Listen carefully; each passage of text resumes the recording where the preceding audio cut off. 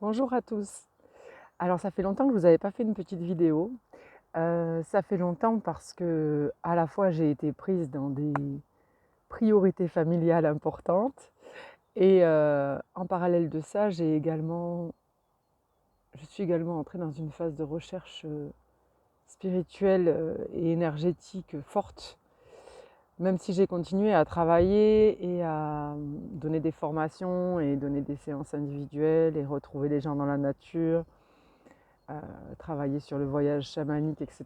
C'est vrai que j'ai pas priorisé ce travail de vidéo qui est un travail important, puisque ça permet quand même d'accéder à des informations mm, importantes quand on est de l'autre côté du lecteur. Donc aujourd'hui, je vous fais cette petite vidéo pour vous parler des vies parallèles, des vies antérieures et de l'âme. Voilà, je vais en parler rapidement. Euh, pour avancer à la fois un petit peu notre vision de tout ça, mais également pour vous proposer un petit stage. Voilà. Donc on confond parfois souvent les vies antérieures et le présent. Voilà. On est parfois en train de penser que maintenant je suis en train de vivre quelque chose et avant j'ai été incarnée, puis réincarnée, puis réincarnée et je serai réincarnée dans cette matière terrestre ou sur une autre matière. Et je pense donc que mes vies sont un cycle, comme une frise chronologique, et que de vie en vie, j'évolue et j'avance. Et c'est dans le futur que j'accéderai à mon unification. Puisque je pense que vous savez, ou en tout cas vous avez une vague idée du fait qu'on ne se réincarne pas sans cesse pour rien. On vient à la fois vivre des expériences, euh, partager notre savoir, euh, accéder à du nouveau savoir et travailler sur plein de domaines, qui peuvent être des domaines personnels, familiaux, professionnels. Ça peut être des domaines de l'ordre des émotions, de l'ordre du positionnement sociétal. Bon, on va venir travailler sur plein d'expériences. Et puis à chaque fois que je vis une expérience, euh, elle déploie du coup toute une série de fils, si je peux dire de fils, qui va répercuter sur d'autres expériences. C'est-à-dire que si je mets la musique à fond dans mon quartier, je vais répercuter sur mon voisin. Là, c'est la même, ça va lui casser la tête, ou alors il va se mettre à zouker avec moi, ça dépendra de son état d'esprit du moment. En tout cas, tout répercute, tout est relié, tout est raccordé. Et dans cet instant présent, si je vis une expérience, si par exemple je découvre les plantes comestibles, par exemple, si je découvre ça et que je commence à l'expérimenter, avec mon système de fils, de raccordement, ça va forcément venir impacter à la fois d'autres gens, puisque je suis ici dans la matière, mais aussi mon réseau d'expérience, mon réseau de mémoire, mon réseau énergétique, mon unité, mon âme. Ça va venir répercuter là tout autour. Et donc, ça vient répercuter à la fois sur cette dimension, qui est la dimension terrestre, l'instant présent, là où je suis incarnée, là où ma conscience est incarnée, et à la fois, ça va venir répercuter des vies et des mondes et des dimensions parallèles. Euh, donc, ça peut être des vies qui ont été antérieures à celle-ci, dans la frise chronologique, ou des vies qui sont en train de se dérouler pendant que je vous parle. Les deux sont la même chose. J'y reviendrai tout à l'heure, sinon je vais m'échapper du sujet présent. Donc en fait, je suis incarnée dans cette matière. Ici, je suis Mélanie, je suis en train de vous parler, je suis entourée de plantes comestibles, d'arbres, c'est le printemps, il y a des fleurs. Tout ça a un impact sur moi, en fait. Et moi, donc, ça a un impact sur moi, et donc moi, je vous l'impacte également lorsque vous m'écoutez. Tout ça, c'est un flux discontinu, en fait, enfin qui ne s'arrête pas, c'est ça que je veux dire. C'est un flux qui ne s'arrête pas et qui est sans cesse en mouvement. On est sans cesse en interaction les uns avec les autres.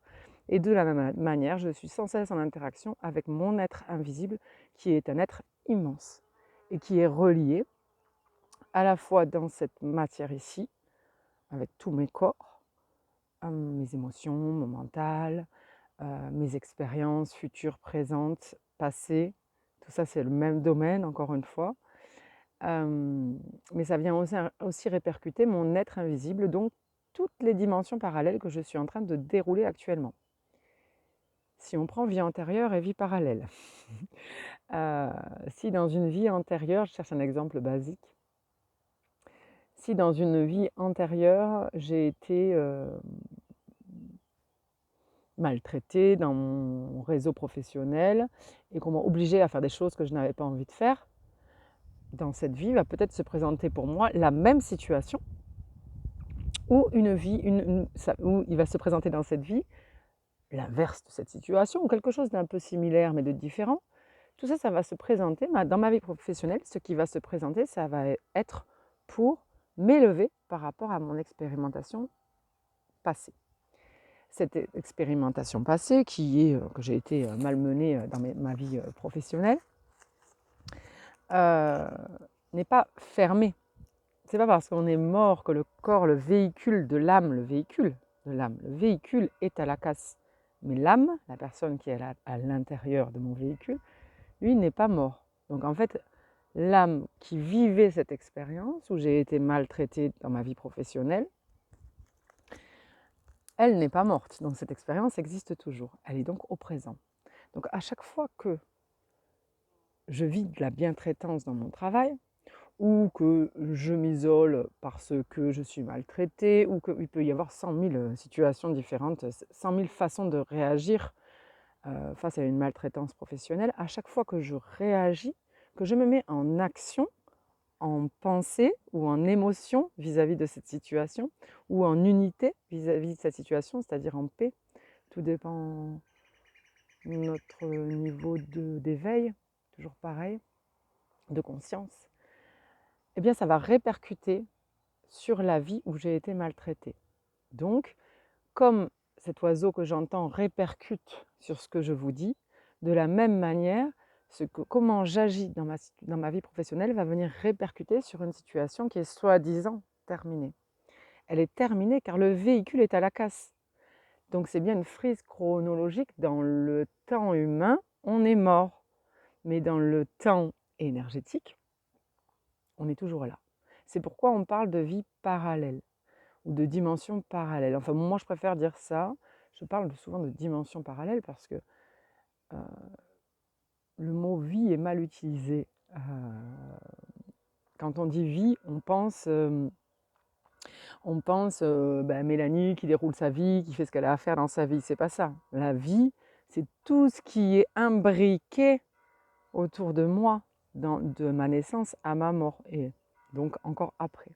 Tout ce qui est imbriqué, c'est-à-dire mes voisins, si je leur mets la musique à fond, mes enfants, mes parents, mes amis, mon expérience professionnelle, mon expérience amicale, etc. Mes amours, etc. Tout ça, c'est imbriqué. Et cette dimension-là, je suis en train de la vivre parce que ma conscience est là. Et pendant ce temps-là, je suis en train de vivre des vies que j'ai déjà vécues. Elles sont toujours présentes dans l'énergie.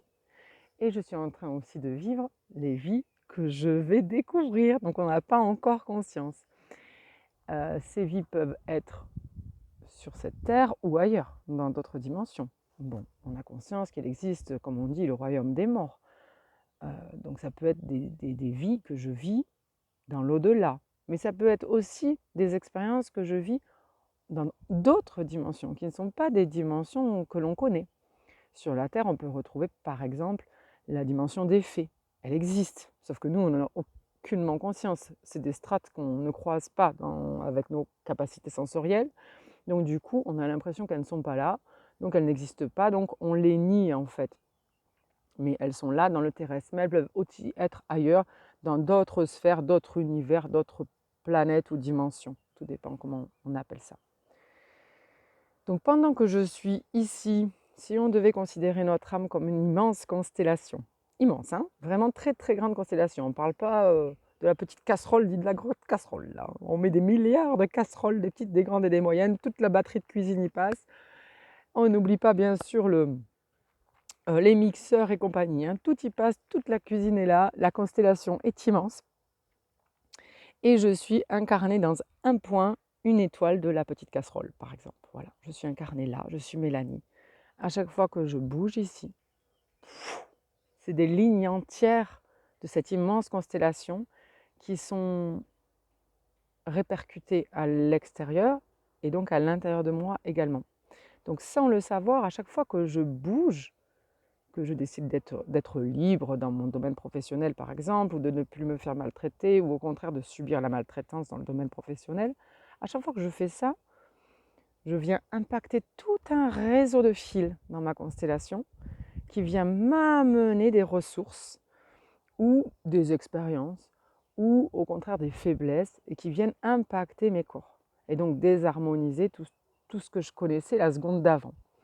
Donc à chaque fois que je suis certaine d'être en harmonie avec moi-même et que je bouge un doigt, c'est le petit en plus, hein, et que je bouge un doigt, tout se désharmonise et se réharmonise à la fois. Donc être conscient, c'est pas seulement être harmonisé avec qui l'on est ici, c'est pas seulement être harmonisé avec mon environnement extérieur et n'oublions pas mes voisins, les animaux, tous les règnes visibles et invisibles, ce n'est pas seulement ça, c'est aussi être en harmonie avec toutes les dimensions, mon extension énergétique, donc mon âme, avec toutes les dimensions qui sont à l'extérieur de moi, à l'extérieur de cette expérience-là qu'est la vie.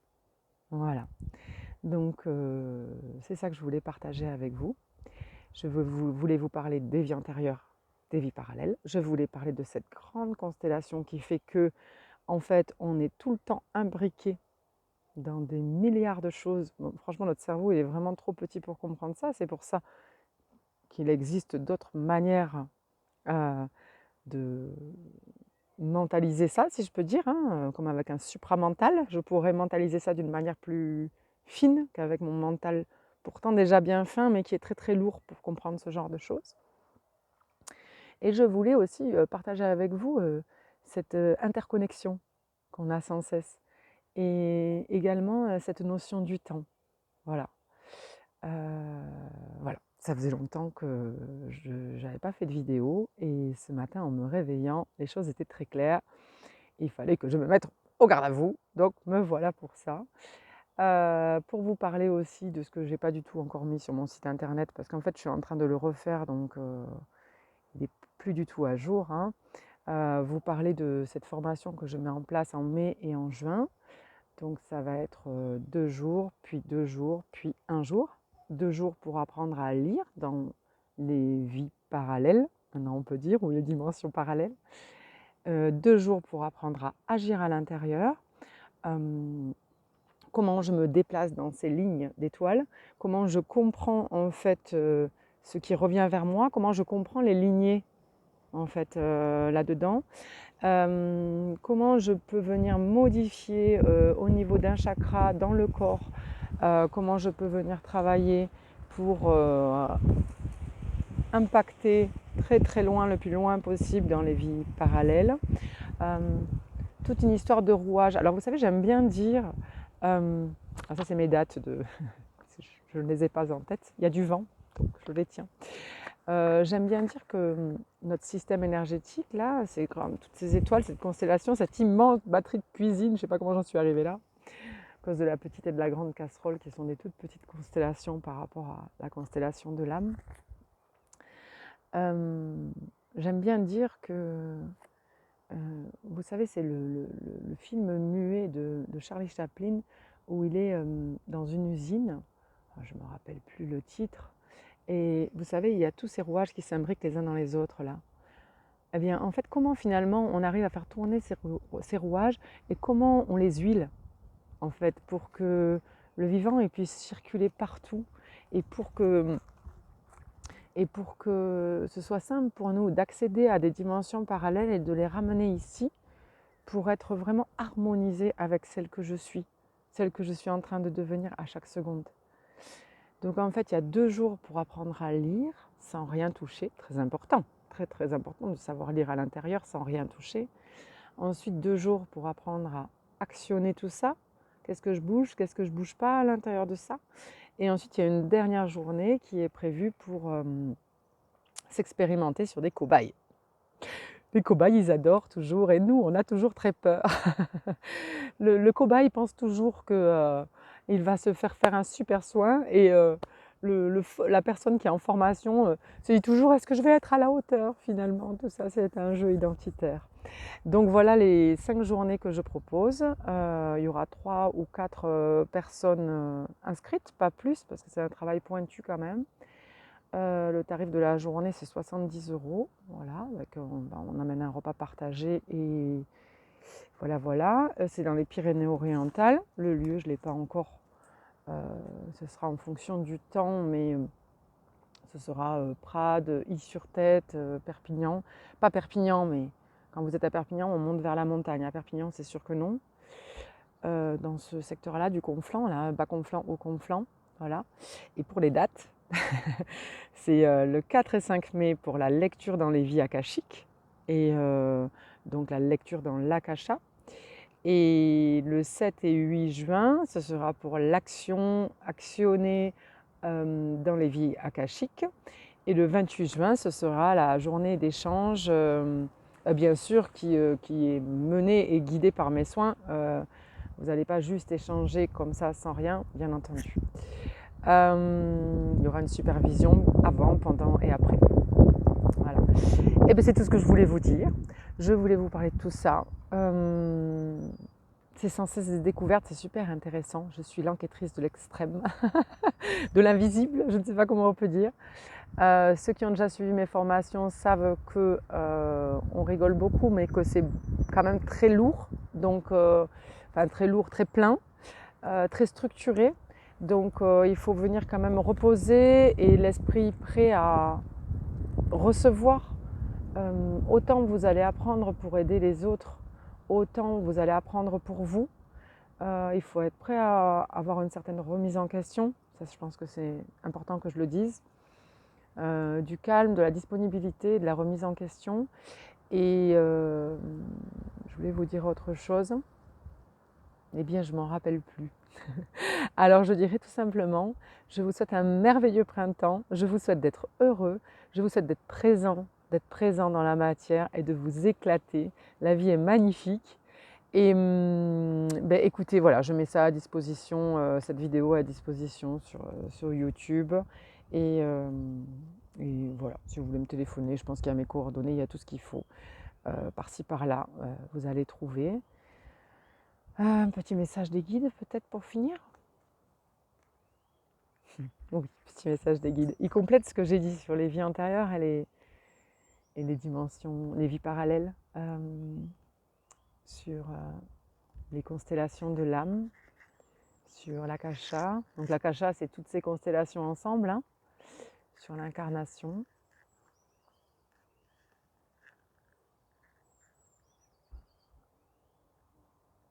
Ok, ça y est, je les ai. J'attendais d'abord le début de la phrase quand même.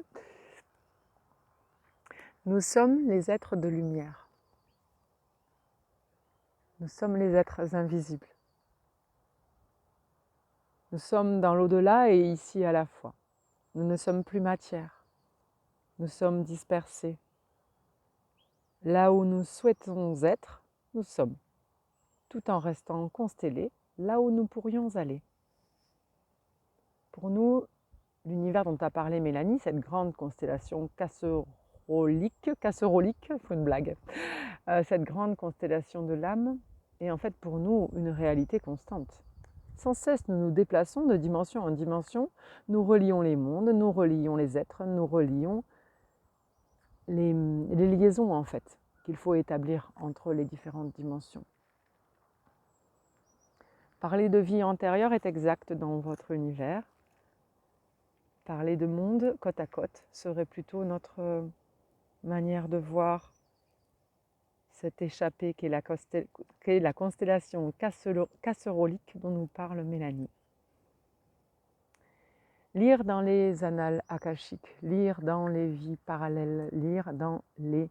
et agir à l'intérieur, Et agir à l'intérieur. Quel beau programme. Mais pourquoi faire? Pour quelle raison? pour comprendre qui nous sommes réellement, pour nous ouvrir, nous unifier à nous-mêmes, pour faire le lien entre toutes nos parts. Qu'est-ce qu'un rumicube? Ah oui, c'est le truc de toutes les couleurs, un rumicube. Hein. Il dit c'est comme un rumicube, au début c'est tout mélangé, et le but de cette existence c'est de remettre tout droit, toutes les couleurs avec les couleurs, c'est ça un rumicube. Hein. Et donc, ils disent en fait c'est comme un rumicube, vous êtes venu ici pour comprendre en fait qui vous êtes, chaque petit cube étant une de vos dimensions, et de les relier les unes avec les autres, de donner du sens à cette existence. Pour agir dans cette vie-là, dans cette matière-là, ils sont en train de dire, il faut quand même être étalé sur les autres dimensions et avoir pris conscience de qui nous sommes. Sinon, à quoi bon? Vivre semi-éveillé, prendre conscience de l'énergie, agir dans l'énergie, soigner, s'éveiller, s'étaler, conscientiser, être déterminé dans l'énergie sans réellement prendre conscience de cette immense, immense, immense dimension que nous sommes.